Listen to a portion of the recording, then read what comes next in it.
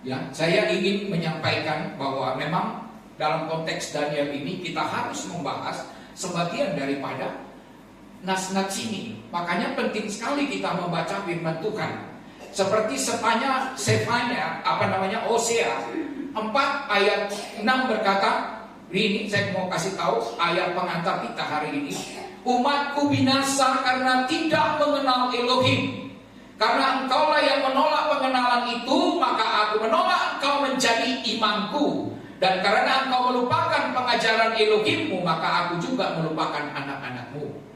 Ya, jadi dikatakan di situ bahwa cara kekristenan itu memang harus dipelajari. Kita harus tahu rencana-rencana Elohim untuk kepada kita dan juga kepada dunia, saudara.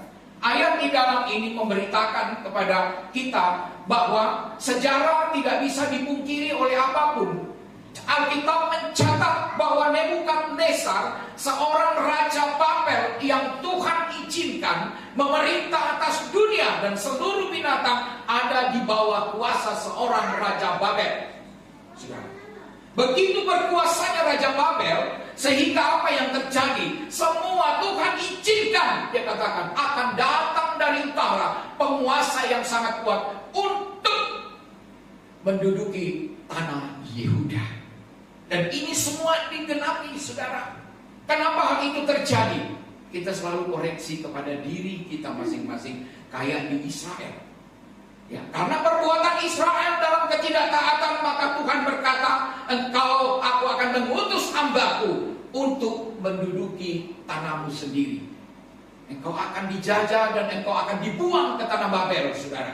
Jadi disinilah kita melihat bahwa berkuasanya seorang raja. Walaupun dia tidak mengenal Tuhan, walaupun dia tidak mengenal Elohim, dia memiliki dewa-dewa tersendiri, tetapi Tuhan memakai dia untuk menghajar Israel di balik segala bentuk pemberontakan Israel, saudara. Ini sama kenapa Tuhan mengizinkan hal itu terjadi. Kenapa Tuhan mengizinkan? Disinilah. Tetapi ketika dia mulai, Tuhan memberikan waktu untuk memimpin, bermimpi dan lain-lain sebagainya, maka raja ini memimpi bahwa habis kerajaannya akan banyak di kemudian hari, raja-raja yang akan datang. Dia tidak ada yang sanggup untuk membacakan mimpi daripada seorang raja Nebukadnezar. Saudara, kalau saudara bermimpi tidak menceritakan ke saya tahu nggak? Nggak. Tetapi Daniel tidak diceritakan mimpinya, dia bisa menerjemahkan karena dia adalah anak-anak Elohim, pilihan Tuhan, dan dia mengenal jalan-jalan Tuhan. Amin. Walaupun dia di dalam pembuangan menuju ke Babel bersama Sadrak, Mesak dan Abednego, temannya, dan juga beberapa nabi dibuang, tetapi Daniel mempertahankan imannya dengan kuat dan dia memiliki Elohim yang perkasa, sudah.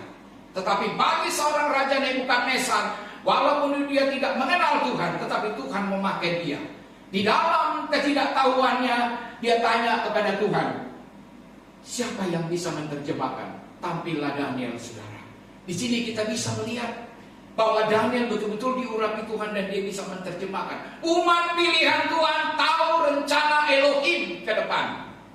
Makanya kita perlu membaca firman Tuhan supaya kita tahu rencana itu. Tidak hanya kita belajar menguatkan iman kita tidak belajar bergantung kepada firman Tuhan, kita meneguhkan dan menguatkan, tetapi kita tahu rencana-rencana, makanya kita hidup tenang dengan iman yang kuat. Amin, saudara. Iya begitu seharusnya umat-umat Tuhan. Tidak ada kegelisahan. Ya, Daniel tidak pernah gelisah ketika dia bangun, maka dia tampil sebagai pahlawan. Dia menerjemahkan mimpi-mimpi Nebukadnezar, singkatnya seperti itu. Ya, sungguh luar biasa. Tuhan berbicara kepada seorang raja Nebukadnezar adalah, habis engkau Raja Babel akan muncul Raja Persia. Engkau sesudah Raja Persia muncul seorang raja Yunani yang bernama Alexander yang agung. Sesudah Yunani muncul Romawi. Kalau saudara baca dalam Daniel pasal 7, maka di situ ada binatang yang muncul tengah laut dari lautan manusia. Muncul binatang-binatang itu adalah raja-raja. Ada 5 raja-raja yang ada 4 raja yang kuat dan gagah. Itulah Raja Babel salah satu. Jadi saudara kita bisa melihat, ya, Mimpi Nebukadnezar ini telah diterjemahkan di situ. Kita bisa melihat, saudara, betapa Tuhan juga memakai bangsa-bangsa untuk melihat ini. Tentu walaupun bangsa-bangsa itu tidak mengenal Elohim, mereka sudah menjajah dunia.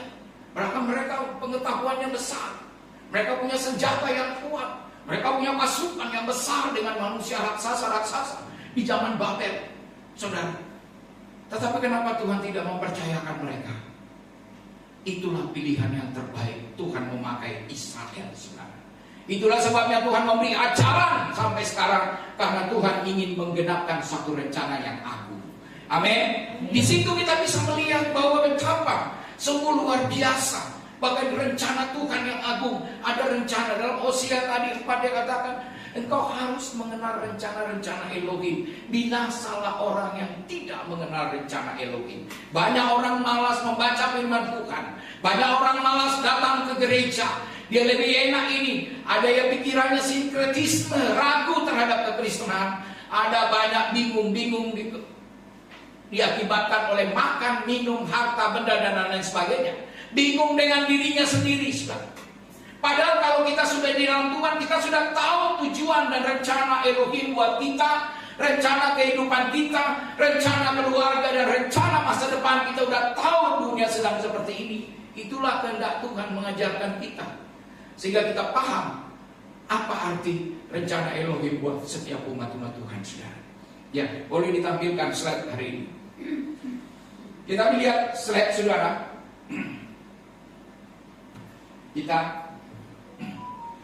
Saya seperti awal mulanya seperti ini. Ya, kerajaan Yehuda Yerusalem terdiri dari 2 suku Yehuda Benyamin. Rajanya bernama Rehabeam, anak Salomo. Anak Salomo ini anak kandung Raja Salomo dengan silsilah menurunkan 18 raja-raja di Yehuda. Apa yang terjadi? Hanya 2 yang bertobat, yakni Yosia dan Hizkia. Bayangkan, orang yang sudah mengenal Tuhan, pilihan umat-umat Tuhan masih memberontak. Kita bisa bayangkan banyak kekristenan yang apatis sama seperti ini. Hanya Yosia dan Hizkia bertobat, hanya berbalik kepada Tuhan. Kemudian 12 suku ini terbagi. 10 kerajaan Israel disebut Samaria, terdiri dari 10 suku. Rajanya bernama Yerobeam, lawan dari Salomo yang telah menurunkan 19 raja-raja Israel. Tetapi tidak ada yang bertobat, saudara. Bayangkan 10 suku Israel yang ada di Samaria. Samaria itu kotanya diperebutkan sekarang, 50 km menuju ke Yerusalem, yaitu di pinggir apa? Yang sedang diperebutkan sekarang sama Palestina. Jadi saudara, kita bisa melihat ini, betapa kita sedih. Kenapa Nebukadnezar menginjak-injak kota Yehuda? Karena apa? Pemberontakan. Tidak ada yang berbalik kepada Yahweh ketika dia berfirman, saudara. Mereka selalu ini Rehabeam, anak kandungnya, mengizinkan mesbah-mesbah di mana-mana, walaupun dia bilang kita menyembah kepada Yahweh. Begitu juga kepada Yerobeam. Saya selalu berkata, dosa yang paling sebelum Ahab, ini dosa paling terbesar. Dia membentuk mesbah sendiri, dia membentuk penyembahan sendiri, dia membuat imam-imamnya dengan caranya sendiri. Apa yang terjadi? Tuhan sangat murka kepada Yerobeam karena dia membentuk sesembahan. Jadi kalau kita mau mencoba buat dewa-dewa kita mau mencoba membuat diri kita seorang hamba Tuhan, mengangkat seorang ini suka-suka kita, tetapi tidak berkenan di mata Tuhan, saya kasih tahu, itu tidak lama akan berakhir, saudara. Yerobeam adalah lawan dari Salomo, bapaknya Rehabeam. Ini anak masih muda, saudara. Jadi ketika ini terjadi, maka Yerobeam memimpin 10 suku. Dipercayakan. Di situ apa yang terjadi? Ketika Nabi Nathan mensobek-sobek kertas, dia katakan di depan Raja Salomo, Salomo, karena engkau tidak tahan di akhir hidup. Dia memiliki ada 1000 istri, banyak dari bangsa-bangsa lain. Akhirnya Salomo tersesat dan menyembah kepada dewa-dewa bangsa-bangsa lain. Apa yang terjadi? Tuhan katakan, aku akan mengoyakkan kerajaan Salomo. Hanya kepada anaknya lah Rehabiam, aku memberi 2 raja.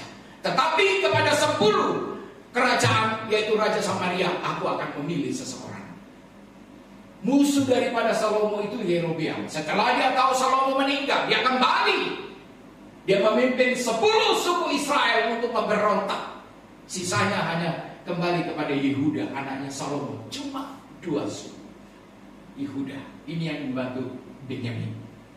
Jadi saudara, kita bisa melihat, tetapi di bawah kepemimpinan Yerobeam ada 19 raja-raja keturunan Yerobeam sampai ke bawah. Tidak ada yang berbalik kepada Yahweh. Sungguh-sungguh saudara, betapa sedihnya kita. Itu, ya, ini tidak ada yang berbalik. Jadi kita mau bilang apa? Itulah sebabnya Israel terinjak-injak oleh bangsa-bangsa sampai sekarang. Karena itu bagian daripada dosa dan pemberontakan. Oke, next, lanjut. Nah, dikatakan Amos 3, dia katakan kepada Israel, milik pusaka. Dia katakan, ya, yang ku kenal hanya Amos. Dia katakan, hanya Israel saja yang ku kenal di muka bumi. Pilihanku dari keturunan Abraham, Ishak dan Yakub. Tetapi yang ada hanya kelaliman dan keonaran saudara. Itu diperbuat oleh Israel. Hatinya sangat teguh. Di situ kita mulai melihat kenapa terjadi suatu sikap yang diambil oleh Tuhan sendiri kepada bangsa Israel. Engkau akan kubuat seperti ini, saudara. Ya, lanjut. Ya. Yahweh berfirman, Hosea 11, umatku betah dalam membelakangi aku. Mereka memanggil kepada Baal dan berhenti meninggikan namaku. Nama kemuliaan kekudusan tidak ada di dalam sesembahan bangsa-bangsa lain sampai sekarang pun. Kemuliaan kekudusan, kemurahan, kelemah lembutan hanya ada di dalam nama Yahweh, di dalam Yesus Kristus Tuhan. Tidak ada yang lain, saudara. Jadi kalau kita menyembah dewa bangsa-bangsa itu tidak ada. Makanya Tuhan berkata, Yahweh berfirman, Hosea pasal 11 ayat 7, dia katakan, umatku betah dalam membelakangi aku. Mereka memanggil kepada Baal dan berhenti meninggikan namaku Yahweh, saudara. Ya. Ulangan 4 ayat 19, dan supaya jangan engkau mengarahkan matamu ke langit. Ingat, banyak orang bilang dewa-dewa langit, ada penampakan Tuhan di langit. Dia katakan, sehingga apabila engkau melihat matahari, bulan dan bintang segala tentara langit, bahkan tentara langit itu malaikat yang memberontak. Dikatakan, engkau disesatkan sujud menyembah dan beribadah sekaliannya dengan itu. Banyak kita menyembah matahari, bahkan teropong-teropong bulan untuk melaksanakan dan lain-lain kegiatan peribadatan. Saya katakan itu berdosa dan kita terkutuk. Ya. Kemudian lanjut. Kengerian terjadi di negeri para nabi bernubuat palsu. Kenapa Nebukadnezar mendudukinya? Karena akibat dari perbuatan seperti ini. Ya. Bernubuatlah para imam mengajar dengan sewenang-wenang, umatku menyukai demikian. Tetapi apakah yang akan kamu berbuat setelah kesudahannya? Bangsa yang jahat ini akan mendengarkan perkataanku, mengikuti kedegilan hatinya. Kita malas baca firman Tuhan, kita malas mendengarkan suara Tuhan, kita malas ke gereja, kita malas ke ini, kita mengikuti kedegilan hati kita, saudara. Karena kedegilan hati kita itu sering membawa dalam zona nyaman, malas, yang mengikuti kedegilan, mengikuti Elohim lain untuk beribadah, saudara. Ya, itu ingat baik-baik bahwa kita memberikan kepada Tuhan yang terbaik. Lanjut. Yahweh akan bertindak. Dia katakan begitu. Sesungguhnya aku akan mendatangkan suatu bangsa. Ingat, kedatangan Nebukadnezar itu harus disampaikan oleh Tuhan sendiri. Jadi bukan Nebukadnezar raja itu datang begitu saja menjajah Israel, menjajah Yerusalem. Tidak. Tuhan katakan, aku akan mendatangkan suatu bangsa dari jauh menyerang kamu, hai kaum Israel. Demikianlah firman Yahweh, suatu bangsa yang kokoh kuat, suatu bangsa yang dahulu kala, suatu bangsa yang tidak engkau kenal bahasanya dan tidak engkau mengerti apa yang dikatakannya. tabung panahnya seperti kubur yang ternganga. Mereka semua adalah pahlawan-pahlawan. Oh, haleluya, saudara. Anda tahu Raja Babel? Di dalamnya ada keturunan-keturunan malaikat yang tinggi besar. Ini dipakai anting-anting di hidungnya, telinganya, badannya kekatut, panglima gagah perkasa semuanya. Itu yang masuk menyerang Israel. Saudara, betapa dahsyatnya ketika kita dihukum seperti itu. Oke, lanjut. Ya. Dan sekarang aku menyerahkan segala negeri ini ke dalam tangan hambaku, yakni Nebukadnezar. Haleluya. Tuhan izinkan semua itu terjadi. Raja Babel binatang pada telah diserahkan supaya tunduk kepadanya. Segala bangsa akan takluk kepadanya, kepada anaknya, kepada cucunya, sampai saatnya juga tiba negeri sendiri. Maka banyak bangsa dan raja-raja besar akan menaklukkannya, saudara. Inilah yang terjadi. Firman Tuhan tidak pernah teringkari. Firman Tuhan harus tergenapi, saudara. Kemudian naik lagi masa pemerintahan Babel dari tahun 606. Nebukadnezar Raja Babel menguasai Mesir, kemudian melanjutkan menguasai Yerusalem pada tahun 603 sebelum Masehi. Ini saya cara membuktikan, bukan dikarang-karang. Banyak orang mengarang sejarah-sejarah, tetapi dalam kekristenan Babel ada hubungannya dengan sejarah dan arkeolog, dan itu yang kita pahami sehingga kita mengerti bahwa pendudukan sejarah oleh Nebukadnezar memiliki sejarah yang panjang buat Israel. Begitu juga kemudian bangsa Israel dibuang ke Babel tahun 587 sampai 538. Nabi Yeremia, Yehezkiel, juga Daniel dan kawan-kawan tak terkecuali, termasuk Raja Yehuda yang terakhir sekarang, Hizkia yang terakhir, dibuang. Disebut sebagai kerajaan emas, kepala emas. Daniel 2:38, kerajaan Babylon dilambangkan seekor singa, mempunyai sayap seperti burung Raja Wali, serta berhati manusia. Daniel 7:4. Lalu lanjut, bawa lagi naik. Nah, saudara, nggak kelihatan sini. Nggak kelihatan. Di atas itu kepala namanya Babylon. Ini nubuat firman Tuhan, saudara. Inilah zaman. Jadi kepala itu zamannya Nebukadnezar. Kemudian sesudah Nebukadnezar lengan dada, itu Media Persia. Siapa? Dia memulangkan bangsa Israel kembali ke tanahnya. Ya, lupa.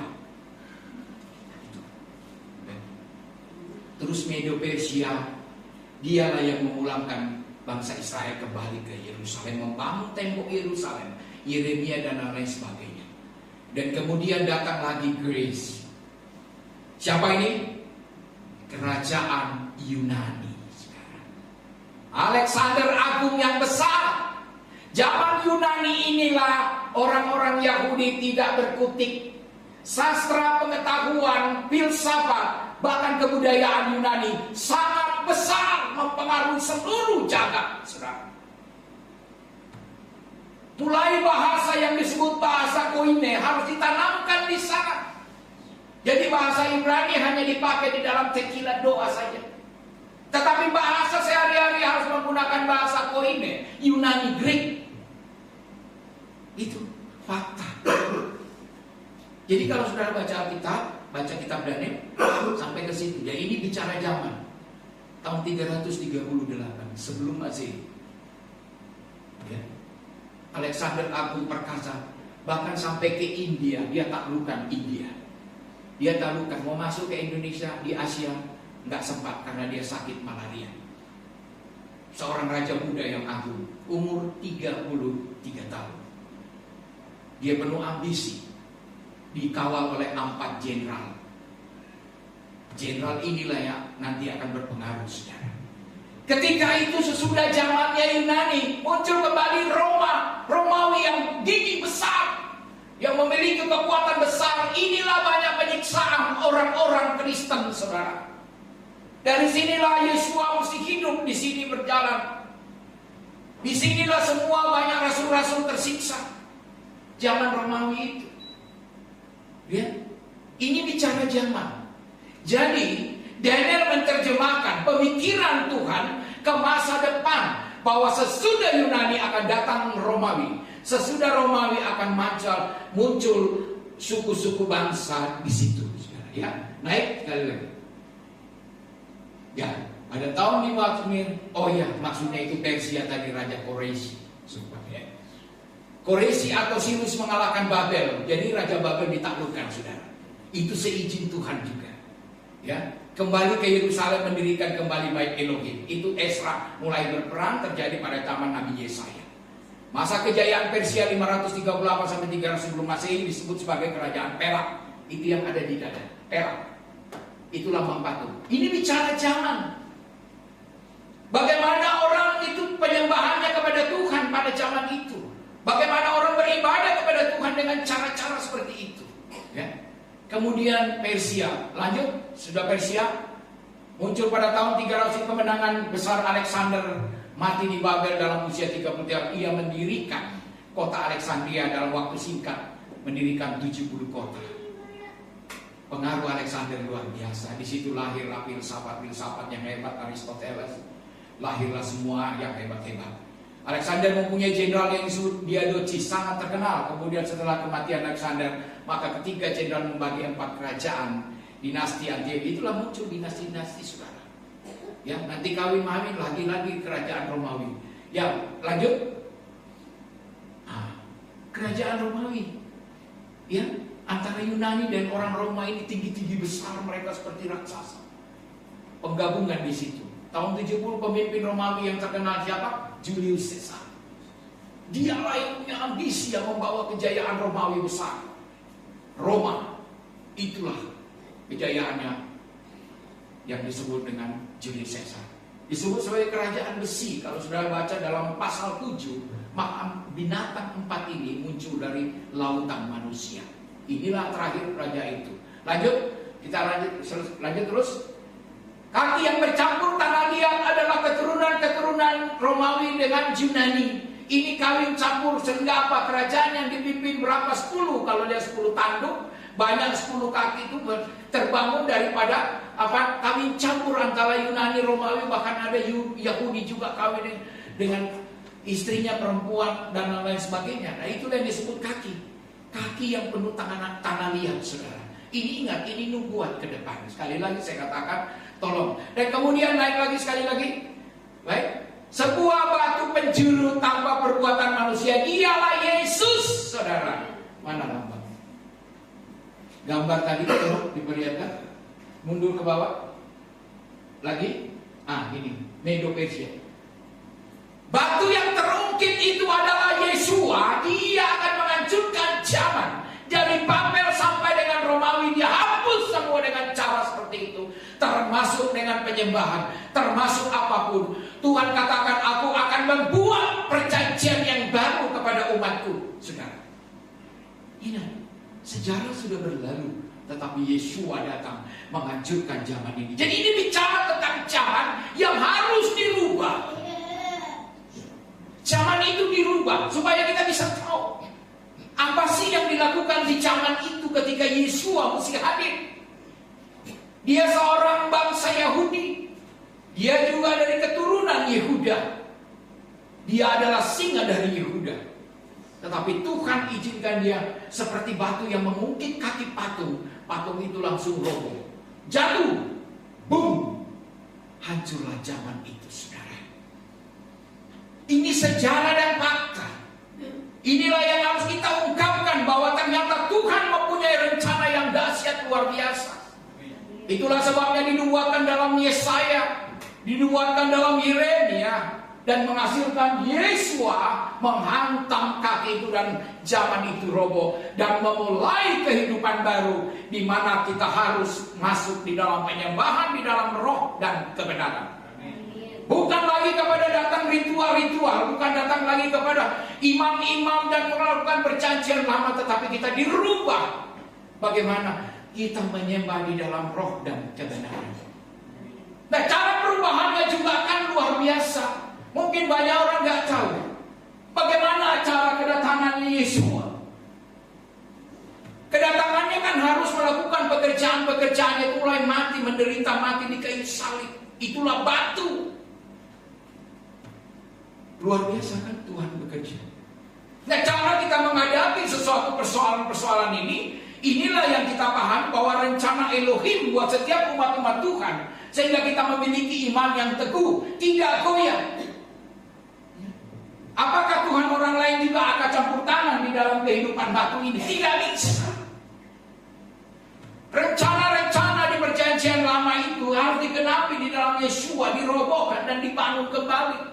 Makanya Yesua bilang, aku merobohkan bait suci dalam 3 hari, aku akan membangunnya. Amin. 3 hari harus dibangun. Orang Yahudi bertanya, dari mana kau yang 45 tahun sampai 60 tahun bait suci ini dibangun, bait Elohim ini dibangun, kamu bilang membangun 3 hari. Waktu persepsi yang berbeda. Itulah agama-agama lain memiliki persepsi yang berbeda dengan kekristenan. Ketika kita tidak mampu memahami kekristenan, kita mulai menghakimi orang Kristen. Karena kita tidak mampu masuk dalam substansial pemahaman kekristenan, maka kita mulai memikir otak pendek. Kenapa sih Tuhannya orang Kristen mati ya? Kenapa sih Tuhannya orang Kristen disalib? Masa ada Tuhan disalib? Karena orang tidak paham. Kalau saya katakan, kita masuk dulu dalam sejarah yang panjang, bagaimana rencana dari awal hingga selesai, kita harus memahami itu. Tidak hanya kepada Alkitab, kita sejarah dunia membuktikan bahwa memang itu ada. Sejarah arkeolog membuktikan melalui prasasti-prasasti yang ditemukan, itu membuktikan kehidupan di zaman pada Salomo itu ada. Bahkan kandang kudanya pun diteliti, itu ada. Ribuan kandang kuda Salomo.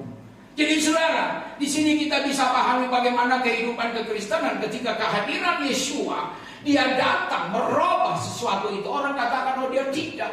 Zaman itu dia genapi, saudara. Bukan hukum-hukum lama dia rubah, tapi dia menggenapi hukum lama. Itulah lahir namanya etika kekristenan. Artinya bagaimana kita bersikap di hadapan Tuhan, dan bagaimana kita bersikap terhadap sesama. Itulah yang Tuhan ajarkan buat kita sebagai etika. Di dalam kehidupan agama kita tidak mendapatkan seperti itu, saudara.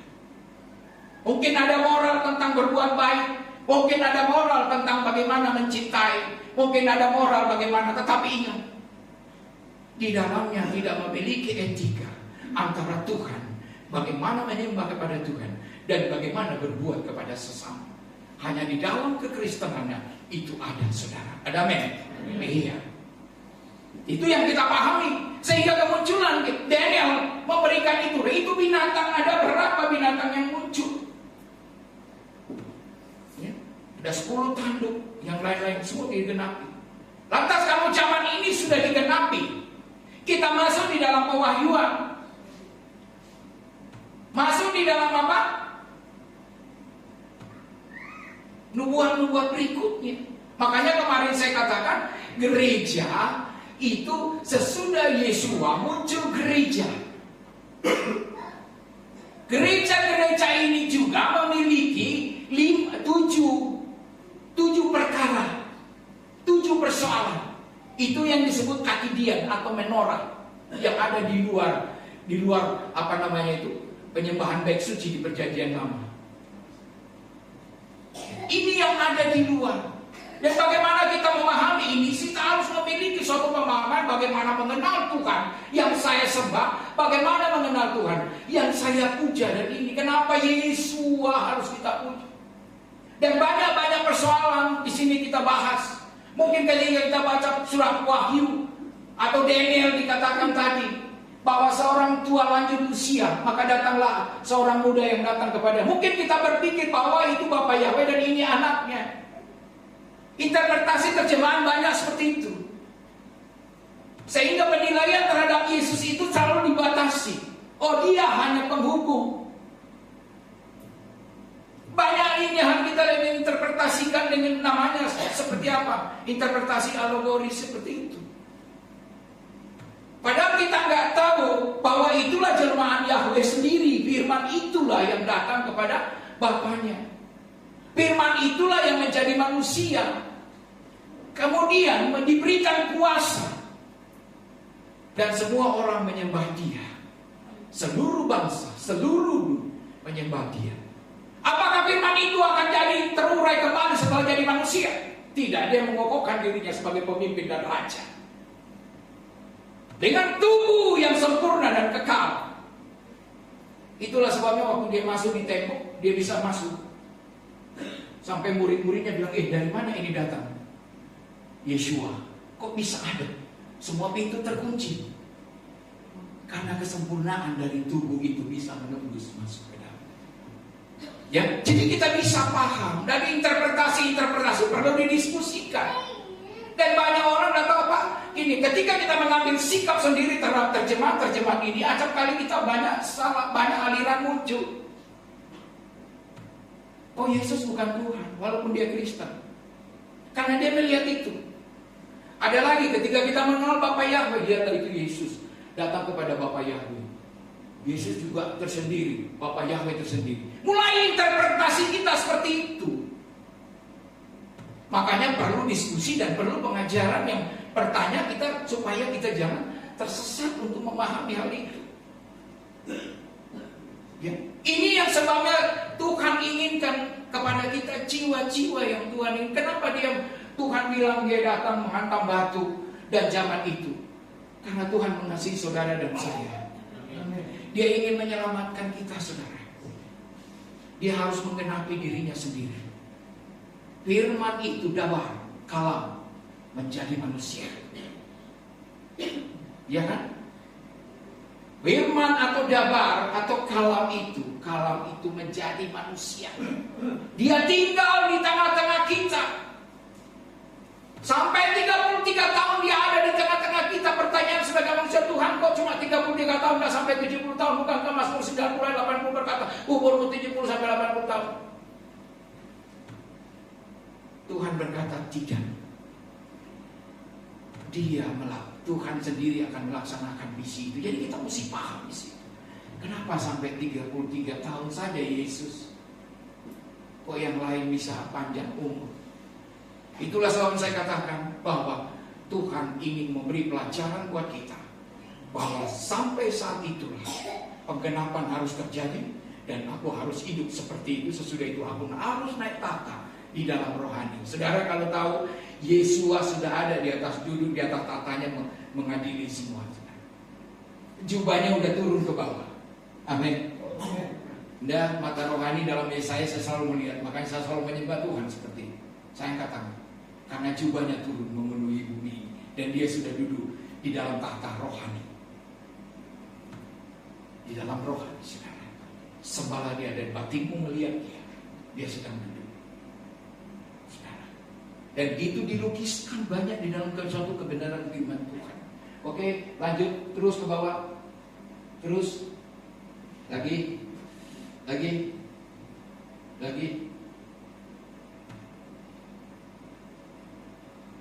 Terus membuat persiapan penggenapan. Di Alkitab kita terlalu banyak nubuat tentang dia katakan persiapan. Apa yang dimaksud dengan Sion?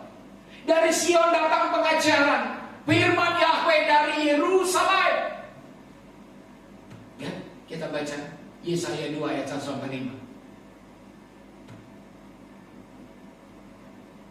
Kemudian ini nubuat, jadi ada kronologi. Mulai dari pengajaran, pemahaman kebenaran, sehingga endingnya memunculkan iman. Itu ada kronologi perjalanan untuk digenapi semua. Jadi tidak serta-merta Yesus datang, tidak serta-merta ini, tidak, semuanya ada penggenapannya, saudara. Sehingga semua berjalan dengan baik. Ya. Coba buka Yesaya tadi. Yesaya 2 ayat 1-5. Ini dia seorang nabi yang bernama Amos. Dia telah melihat di Yerusalem. Lanjut ayat 2. Akan terjadi para hari terakhir, gunung-gunung baik Yahweh berdiri tegak di atas puncak gunung-gunung dan akan menjulang tinggi. Di atas bukit-bukit segala bangsa akan berduyun-duyun ke sana. Amin. Segala bangsa tidak memisahkan akan berduyun-duyun ke sana. Lanjut. 4. Dia akan menghakimi di antara bangsa-bangsa, akan menegur banyak orang. Mereka akan menempa pedang-pedang yang menjadi mata bajak, tombaknya menjadi pisau pangkas. Bangsa yang tidak mengangkat pedang lagi melawan bangsa mereka tidak akan lagi belajar perang. Lagi ayat 5. Hai kaum Yakub, datanglah, mari kita berjalan dalam terang Yahweh, saudara. Jadi ini yang dimaksud bahwa Sion, Gunung Sion, yang melahirkan takaran rohani. Pemahaman rohani, orang mesti lahir baru, orang mesti bertobat, orang mesti memahami kebenaran, orang mesti berserah dalam hidup. Makanya saudara, ketika saudara mulai bertobat, belum melakukan kehendak Tuhan, nama kita tercatat di buku kehidupan. Ingat, setiap akhir zaman ketika penghakiman, maka dibukalah buku kehidupan. Barang siapa yang tidak dijumpai namanya tercatat, maka dia akan dibuang ke jurang, jurang kebinasaan. Kita percaya sungguh-sungguh, ya. Jadi itu. Ya, kembali kesimpulan lagi, slide, anak muda. Jadi kita mesti lihat sungguh-sungguh bagaimana Sion itu. Ini yang digenapi Yesua. Tuntutan Yesua mati di kayu salib harus memunculkan nubuat ini tentang kerajaan surga damai sejahtera. Yesaya 9 ayat 1 sampai 6, 10 sampai apa? 11, 1 sampai 10. Tuntutan jalan kudus, Yesaya 35 ini dibuatkan sedikit. Kita teliti firman Tuhan. Apa yang dimaksud, apa yang tertulis dalam nabi-nabimu. Engkau berbicara apa kepada nabimu? Pesan buat kami di masa yang akan datang. Haruskah kan kita memahami seperti itu? Dan kemudian buat persiapan penetaan hukum baru. Pembaharuan perjanjian Yeremia 31. Apa dia katakan? Dengarlah baik-baik hai Israel, aku tidak akan mengadakan perjanjian yang lama kepada hamba-Ku Musa. Perjanjian itu telah mereka ingkari. Tetapi aku akan membuat perjanjian baru. Perkataan Yahweh ini harus digenapi oleh Yesua di kayu salib, saudara. Di kayu salib. Jadi bukan main-main. Dengan adanya ini, darah harus tercurah. Baru muncullah kita mampu masuk di dalam hukum yang baru. Aku tidak membuat perjanjianku seperti Musa, tetapi aku akan membuat perjanjian baru, di mana aku menaruh Tauratku, firmanku di dalam batin setiap umatku. Jadi tidak, Tuhan selalu melihat hati batin kita. Jadi dia tidak lihat lagi dari luar. Ada pembaharuan di situ. Kemudian pencurahan roh, Yehezkiel 36 dinubuatkan, Yehezkiel 11, Yoel pasal 2. Itu dicurahkan, roh itu dicurahkan, bahwa umatku terunakku akan bernubuat, mengalami penglihatan, dan mereka akan menyembuhkan orang sakit, memulihkan. Semua terjadi di zaman perjanjian baru. Dan itu digenapi Tuhan. Dan kita bersyukur bahwa kronologi firman Tuhan kitab kita adalah berasal daripada Tuhan yang dibimbing oleh Roh Kudus, bukan di karang-karang manusia. Perjalanan waktu itu. Terus ada pembaharuan loh. Pembaharuan itu adalah kelahiran kembali. Amin. Kita lahir baru. Kita masuk di dalam ranahnya Tuhan. Kita mulai menyembah. Coba orang yang belum lahir baru itu malas-malasan tuh. Tapi kalau rohnya dibarui, tidak. Aku ini memuliakan Tuhan. Aku nggak lihat manusia. Aku nggak lihat siapa-siapa. Aku nggak lihat engkau kaya miskin. Aku nggak lihat pekerjaanmu bagus. Tapi aku mau datang di hadirat Tuhan. Aku mau menyembah Dia. Karena Tuhan tidak pernah melihat siapapun. Dia hanya ingin menyelamatkan semua umat manusia. Saudara. Jadi jangan ada lagi bilang, gua malu, gua nervous. Ya. Disuruh pelayanan, disuruh lagi, malu gue. Iblis bilang gini, ya malu dong. Lu ngomong sama Pak Budiman, pendeta lu, bilang gue malu datang ke gereja. Iblis ngomong begitu, dibisikin. Lu kalau ditanya Pak Budiman, bilang gini, gue malu datang ke gereja. Dan iblis sudah bisikin demikian. Maka engkau bukan anak-anak Elohim, tapi anak-anak iblis. Jadi di sini perbedaan kita mesti bertumbuh, jangan diam aja.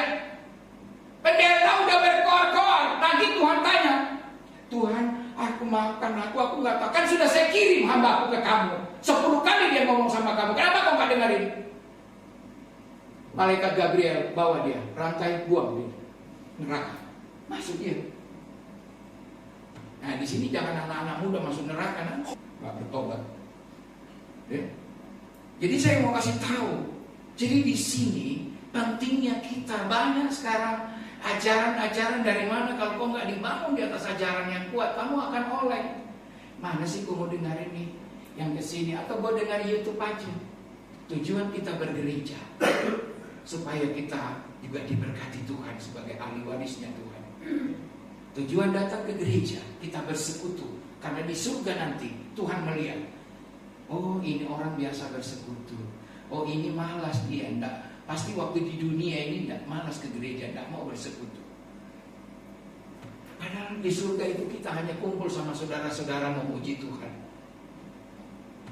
Kita dilatih untuk beribadah supaya kita datang memuliakan. Dan Tuhan melihat hatimu. Ketika engkau malas, Tuhan katakan kecewa Tuhan melihat engkau. Tapi ketika engkau rajin dari jauh datang buat Tuhan, Tuhan bilang engkau hartaku, engkau sangat kukasihi, dan aku siap memberkatimu. Amin. Itu kan konsep.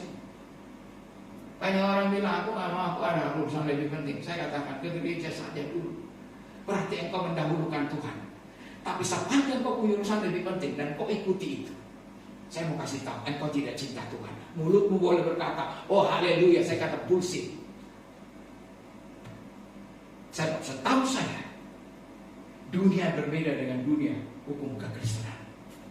Berikan hatimu dulu. Apapun yang terjadi, berikan hatimu.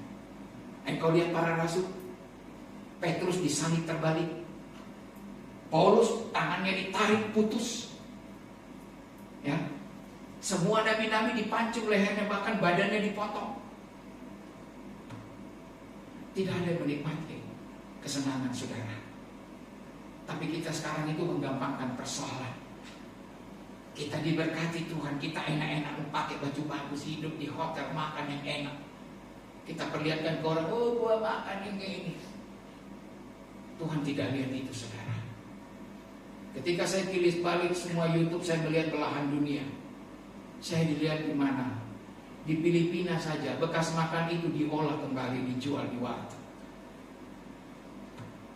Di Afrika, orang naik sepeda 200 kilo hanya jual 3 sisir pisang untuk dia makan. Di belahan dunia, Uzbekistan, kasihan semua. Saya bilang kita di Indonesia ini harusnya bersyukur, saudara. Kita mau makan enak, tidak enak, duduk kaya ke Tuhan, aku tak melihat itu, aku lihat jiwamu. Kalau jiwamu sudah dibaharui di dalam Tuhan, kalau jiwamu memuliakan Tuhan, kalau jiwamu meninggikan dan memasukkan Tuhan, maka aku berkata, bagus, betul. Berkat itu akan menyusul. Betul tidak? Jadi saudara, di sini kita nggak bisa diukur oleh apapun, tapi mari kita bangun rohani kita di dalam Tuhan. Biar Yesus ditinggikan dan dipermuliakan dalam kehidupan kita. Banyak orang menakut Tuhan. Tuhan ingat firman Tuhan mengerikan nanti penghakiman saudara. Ketika kerajaan dibuka dan Yesua duduk di atas tahta, semua manusia berbaris. Dari suku manapun berbaris dan diperhadapkan maju satu-satu.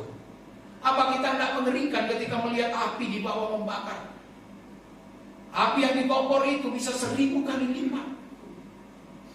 Ditetesin lagi besi panas, lidahnya keluar, dia teriak ampun, dibakar lagi. Itu waktunya tidak terbatas selama.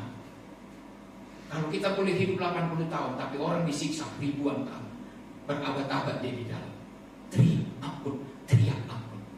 Jiwa ini harus diobati oleh suatu kebenaran.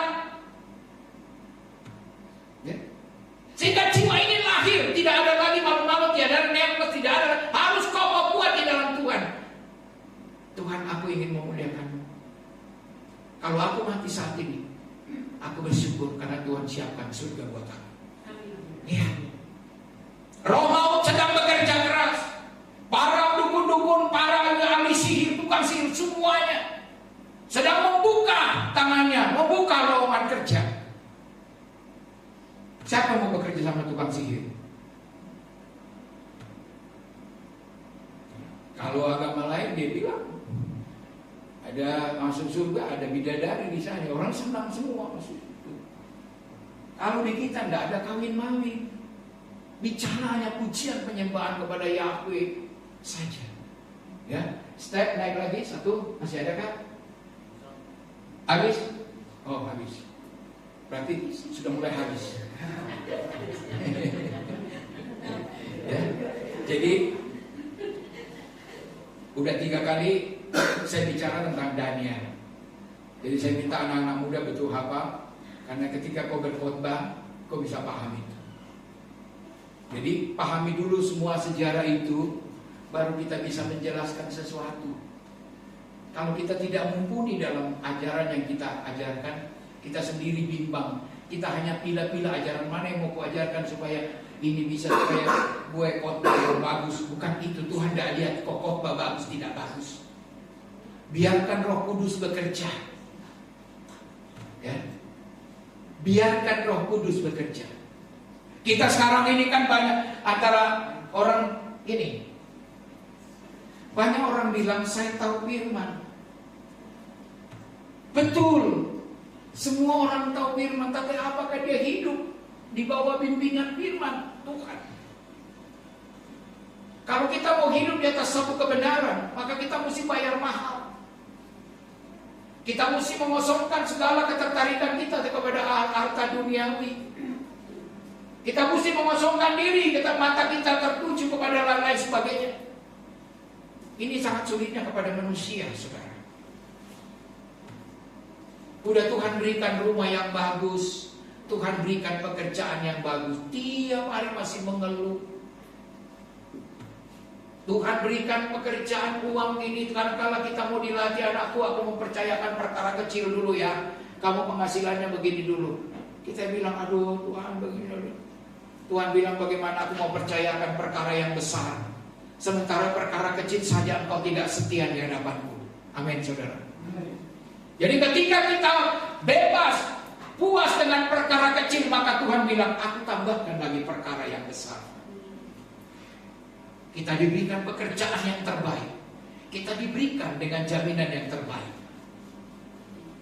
Kita nggak takut-takut lagi. Amin. Itu yang Tuhan mau buat kita. Ya, jadi mulai sekarang kita tetap semangat. Ya, bukan tahun yang baru, tahun yang sedang berjalan. Nah, Bina tetap semangat ya, jual minyak, ya. Jangan kendor. Ya. Kiki juga kan, jangan semangat jaga stesen ini, jangan tidur terlalu lama ya, bangun pagi. Ya, karena kalau tidur terlalu lama itu siang-siang baru bangun berkat kita kabur. Ya.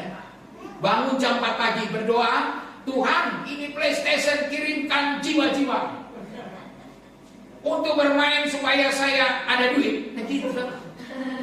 Tuhan bilang tenang, aku kirim nanti anak kecil main cheat semua. Ya. Jadi kita mesti banyak berdoa, karena ingat di akhir zaman ini sebentar lagi Tuhan datang.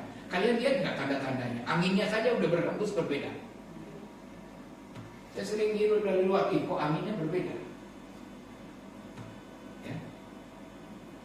Dulu zaman Covid, saya bilang sama istri waktu kita kunjungan naik motor, "Mak, kok ini nggak enak nih, kok ada apa lain rasanya, ada loh, kok ini anginnya begini." Tatonya tiba musim Covid. Oh, ini yang dimaksud. Ya, saudara, ini sedikit yang saya sampaikan, bahwa kita ingat bahwa kita memiliki Tuhan yang dahsyat, yang mampu membuat rencana yang panjang untuk kita semua. Jadi kita bersyukur, teguhkan dan kuatkan hati jemaat di sini harus bertumbuh. Seberapa kita di sini, tetapi ketika kita bertumbuh, kita akan bisa menggoncangkan di mana kita berada. Amin. Iya. Itu luar biasa. Ya, demikian sedikit firman Tuhan. Saya undang bangkit berdiri sekarang. Kita ini